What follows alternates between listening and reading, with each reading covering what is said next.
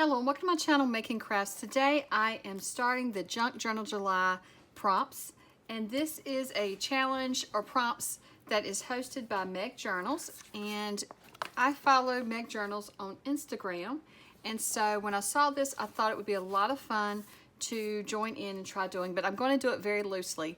I will not be uploading a video every day, but I'll try to show you every few days what I've made or what I'm working on. So I've gone ahead, and so at first I thought I'll make my journal ahead of time, but then I decided no, I'm just going to work on this journal in July. So the first one says to begin. So for my beginning, I am creating my journal. So for day one, I went ahead and chose the papers that I'm going to use. So I'm using the digital by G. Kerr, and it's The Happiness in Crafting is the name of her shop. I'll link to the digital below. And this is Beautiful Botanicals. And so what I've done is once I printed it out, I went ahead and tea stained it, or coffee stained it, excuse me, it's coffee stained after I printed it out. So I'm using those digitals, and then I'm using some pages from books that have flowers and the hymnal. And I thought that these pages really tea stained or coffee stained beautifully. I thought that they turned out so pretty with the coffee stain. And so I'm very happy with how they turned out. And I do have a video, if I can find it, I will link below, where I used this kit in a project. And in that video, I have done a flip through of this entire kit.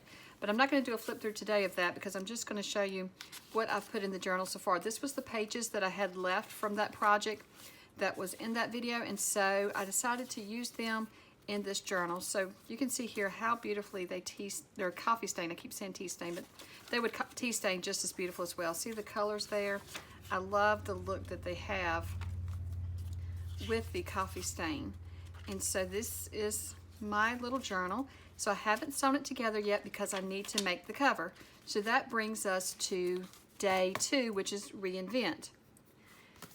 And so with these prompts, you can just sort of interpret them however you want to interpret them. If that's how I took anyway, that's how I'm doing it anyway.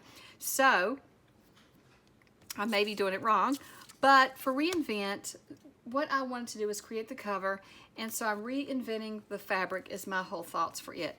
So I can't print on fabric because I don't know how. I'm always afraid that I will jam up my printer, and I don't know that my printer is made for printing on fabric, but I wanted to put part of G's kit, the Beautiful Botanicals, onto fabric for my cover. So what I've done is I have printed the image onto transfer paper. But before I printed it, I did bring it into a photo program, and I mirror imaged it so that the writing is backwards, so that when I iron it on, the writing will be going the right direction. So when I iron this on, the birds will be pointed the other direction. I want to show you some things I've already tried. So I did try these birds on a piece of canvas, and it kind of looks old and ragged, but I just didn't like the crispness of the image. I felt that it was just not crisp enough, and that's because of the texture you can see on the canvas. So I also had printed, or not printed, but transferred the flowers. This was an extra piece that I had where I made a mistake, and I transferred that onto muslin, and I really like how vibrant that looked. And this is going to be a fabric page in the journal.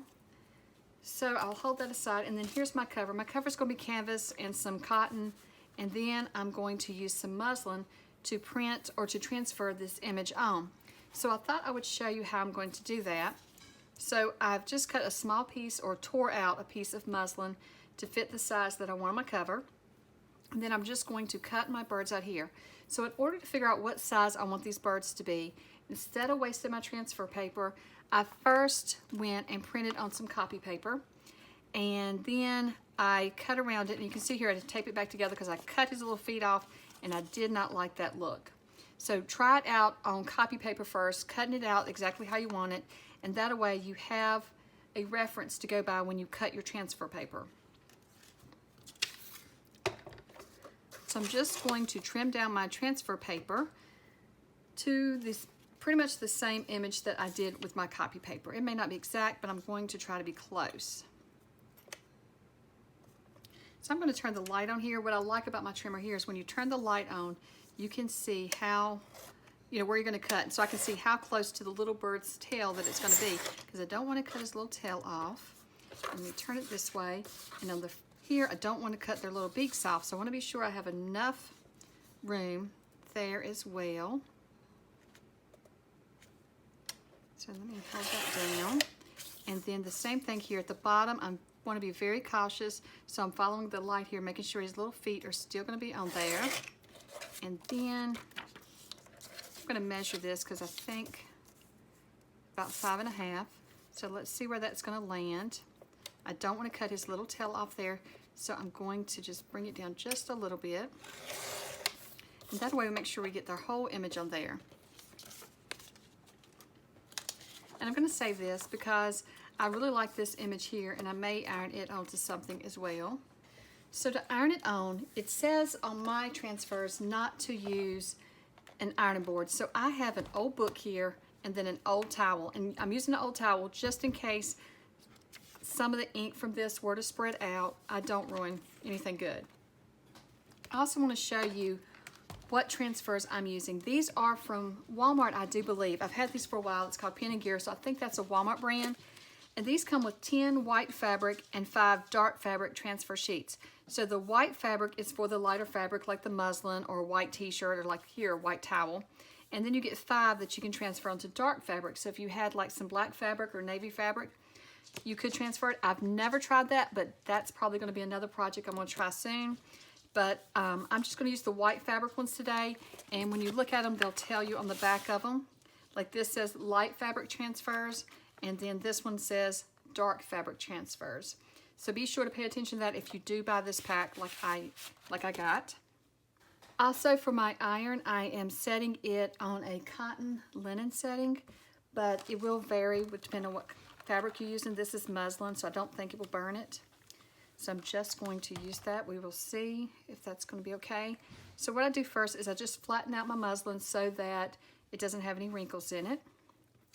And then I'm going to try my best to center this up on the fabric, but it may not be perfect. So once I have it on my fabric like I like it, I'm going to iron it. And it says to iron for about a minute. So I'm going to look at my timer here, and I am just going to press it. And it says to add pressure with both hands. So I'm going to try to press the iron on it. Let me stand up real quick, and then I'm just going to press it and keep it moving.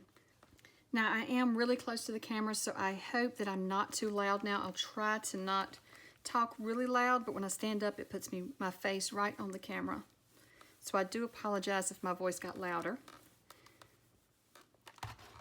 Okay, so it's been a minute. I'm going to take a look. If it releases easily, I'm going to just pull it off. There we go. It says to pull mine off. This brand says to pull off hot. Some brands may be different, so just follow what your brand says. And there is our image. And I really love how that turned out. It's a lot more crisp than the one on the canvas. So I like this one better. So this is the one I'm going to use. So here is the canvas that I want to use. And I want to use this fabric, I do believe, on my cover. But I haven't decided yet if it's going to come all the way over or if it's just going to be fabric that I use to cover my sewing in of the signature and then just a little bit of the green on the side. What I'm thinking of doing though is I'm thinking of adding a piece of cardstock to the back of this, and that way, and stitching it to the cardstock. And then I can make it a little pocket here on the front. Or it could be a pocket this way. We'll decide that when we add it to the cover. Okay, so I went ahead and I stitched around the cover.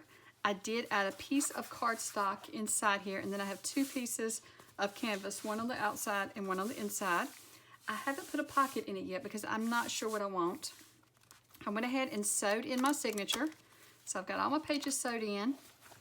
And now I'm ready to decorate the cover. So I've gone ahead and torn down a piece of this green cotton fabric or quilting fabric. And I'm just going to put it on the spine like that.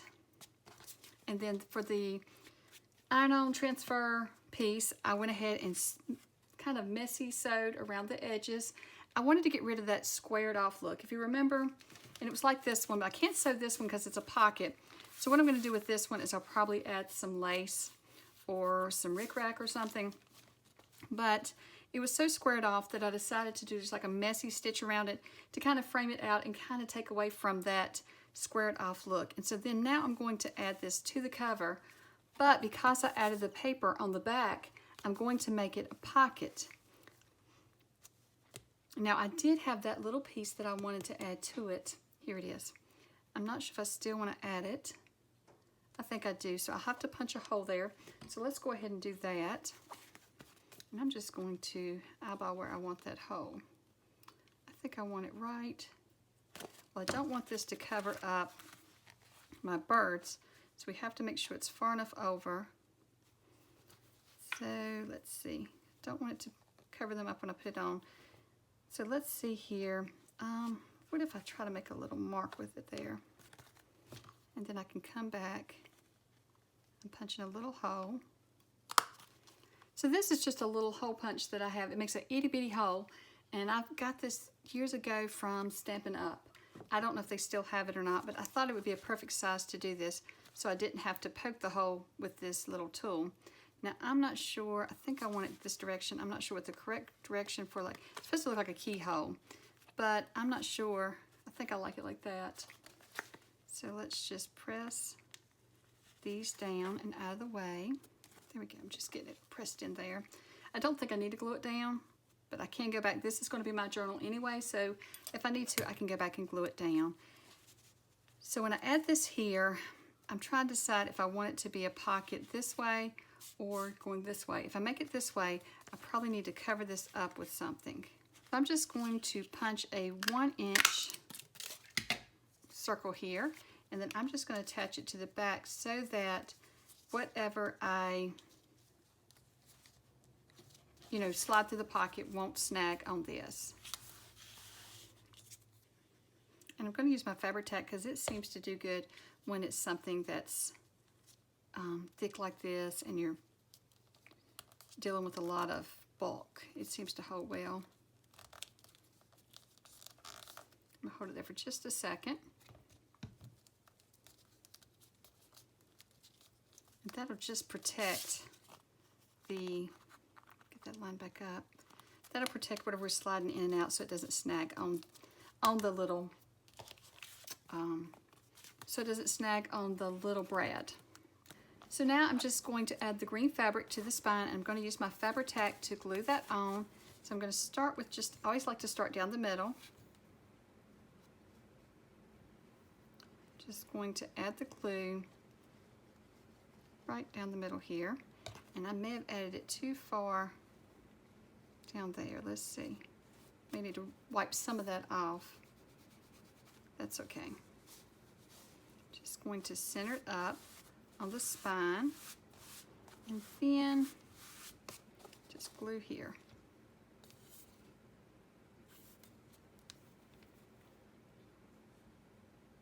I'm just going to add it to this little piece of fabric since I'm not sure how far it goes.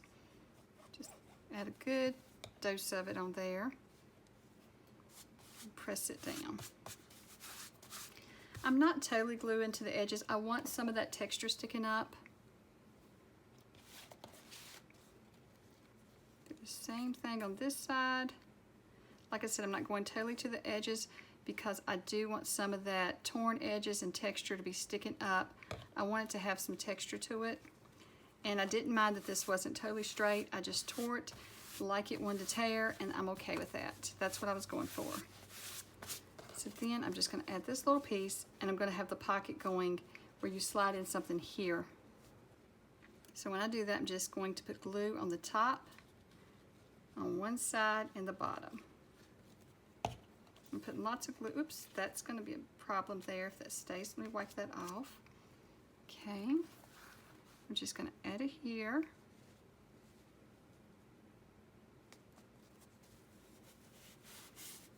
And then just pressing it down so it stays. Give that just a minute to catch a hold there. And I really love being able to use the digital on the front of my cover. And so there's our cover, and here's our journal. So day 1 and day 2 of Junk Journal July is complete. And so I'll be back in a few days with day 3 and 4 and 5, or I'm not sure how many days I'll do in one. And be sure to follow me on Instagram, because I will link below to my Instagram. If you'll follow me on Instagram, if it doesn't make it to the video, if I do just a small project, because let me find the paper. Some of the days could be really small projects. I don't see the paper at the moment, but for some of the days I may only post on Instagram. So be sure to follow me on Instagram so you can see what all I'm adding to this journal, and then I'll try to do an update every few days or give a tutorial on what I'm making to go in this journal. Well, thank you so much for watching, and I hope you have a wonderful day. Bye.